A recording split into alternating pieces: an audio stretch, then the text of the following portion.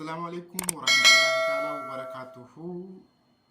ورين أمانتا مسلمة هردفتن هندي كيسانو بقرب بين ساعتي كان نسينجهي الشما هركفوني. ورين أمانتا كريستانا هردفتن مرتي كيسانو أكملت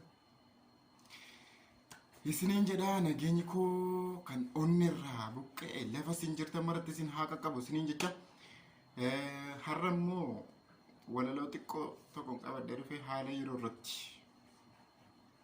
gabaabduudha daqiiqaa lama yoo daqiiqaa lama bakka akkasiin na waliin turtan abdii guutuun isinirraa qaba na waliin tura.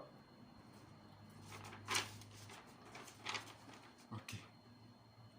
Yaa Rabbi nurraa kaasii dhukkuba koronaa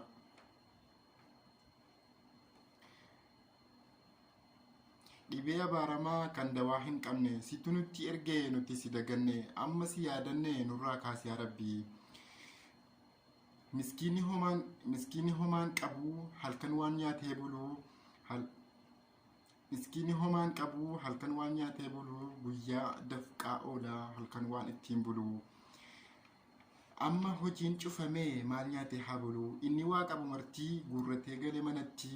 Miskiini homaan qabne beelaan dhume manatti amma yaa jara keenya erga ol deebine manatti rabbiin kadhataa jirra kophaa dhumatti adraa yaa jara keenya haa yaadannu adraa yaa jara keenya araarama haa kadhannu amantaa hordoftan hundaan rabbiin haa kadhannu isiniin jedha. Walaloon koo daqiiqaa tokko yookaan daqiiqaa lama gara duraatti walaloo baay'ee kan isiniif qopheessu ta'a. Haala yeroo irrattis ta'u seenaalee adda addaas kan qoradhee kan barreessee isin biraan gahu ta'a. Aartii Oromoo hanga humna keenya haa guddifnu haa jajjabeessinu. Baacoos diraamaas wantoota isin bohaarsan hundayyuu qabannee dhiyaannaa.